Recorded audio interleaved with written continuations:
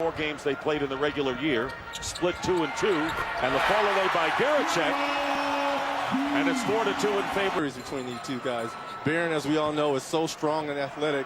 With his size, he can see the dribble penetration. In this series, when he has a healthy hamstring, he should be the best player in this series. And Deron Williams is so young and confident. Right now, his first time in the playoffs, he doesn't know any better. I think in 5 years, that's what Baron Davis is going to look like. He has the size, the strength. Boozer getting the rebound. So the Jazz are up by 3, and they're pushing it. Williams to Kirilenko, and it goes through.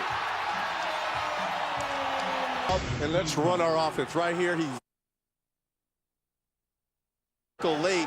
And I'm telling you, Kirilenko could have a huge series. I say he can almost get to a quadruple double of the scoreboard. Utah, they want to slow it down just a bit and keep that physical defense so they can fill him. And there is Deron Williams with the 3. Deron Williams gives Lawrence, misses the slam.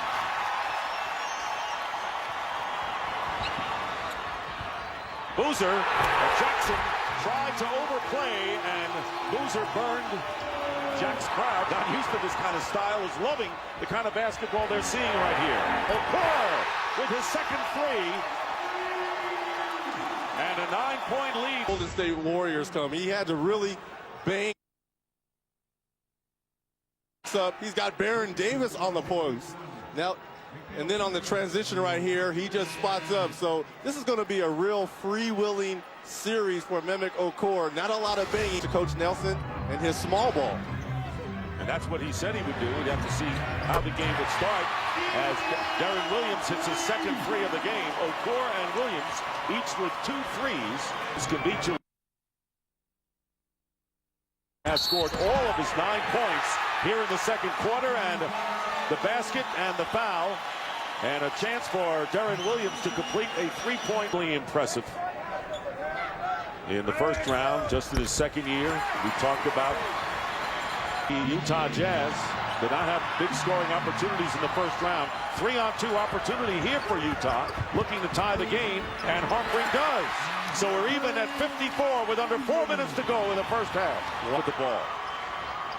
Deron Williams for 3. Ties the game at 59. Whoever expected a shootout? Away into the hands of Williams. Another 4-on-2 here, and Harpring gets the lay-in. So 6 straight points by the Jazz. Harpring. Deron Williams probably going against the best player in this year's playoffs, Baron Davis. Offensive rebound, he gets the wide open 3, and on the break, textbook finding Matt Harpring. 19 points. And the drive in by Williams at 19 in the third quarter. On the shot clock, wanting help for his ball handler here. Here's Williams. Quick release in the 3. So Deron Williams now 4 of 5 for the Jazz. And there's Williams with Davis on the floor hitting. He has 21 points.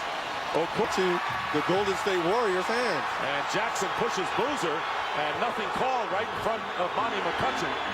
Geracek, though, hits the 3 to tie the game. And 6 block shots. Williams 1 of 2, and it's 85-80. Check. Rims the 3. Okoro fighting for the loose ball, but the Warriors wind up with it. Here's Barnes again pushing it. And the steal by Deron Williams. And it's back now to a 91. As good as a post-up game, I think, when Baron is right. 1 out of 2 from the line. Deron Williams, basket counts in the foul. And what a show by the point guards tonight. And second-year Deron Williams. Well, we knew it's going to come down between these two guys. They have the basketball in their hands 90% of the time. Deron Williams does a good job of blowing by Baron Davis. He's got to do a better job of... Utah down to 1 full timeout of the 20. The Warriors have more timeout for them. Williams hits the basket. And it's 108-107. The Jazz have taken him into the starting lineup for Game 6 against the Mavs and tonight. He does a little bit of everything. Deron Williams driving to the basket, and the foul. And that'll be on Baron Davis.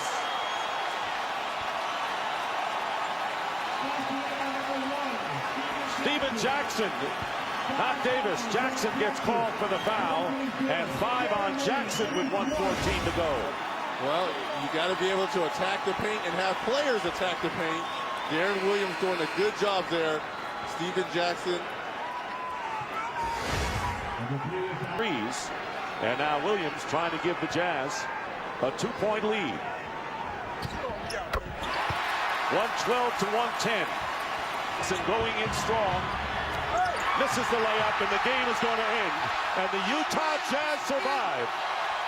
Jerry Sloan's team in a high-scoring affair beat Don Nelson's Warriors 116 to 112 and take a 1-0 lead in the best-of-7 Western semifinal.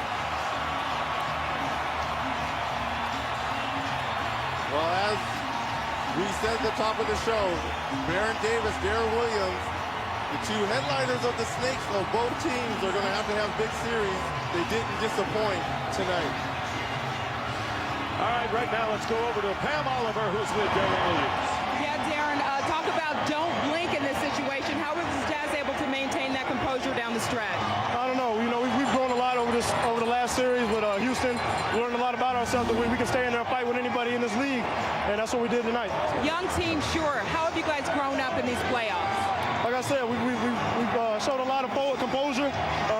You know, we're down 2-0 in the last series. We worked our way through that, fought through a tough Game 7, and now we're moving on to the second round. The win, sure, but what else are you pleased about with the way you guys handled the Warriors tonight? I'm just pleased with the way we got back in transition. You know, they got a lot of transition baskets, but we tried to cut them down as much as we could.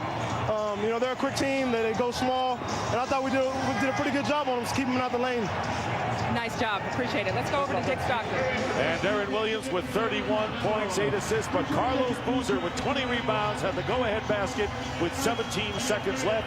Baron Davis at 24. So our final score, once again, the Utah Jazz 116, the Golden State Warriors 112. For Reggie Miller, Pam Oliver, and the rest of the crew,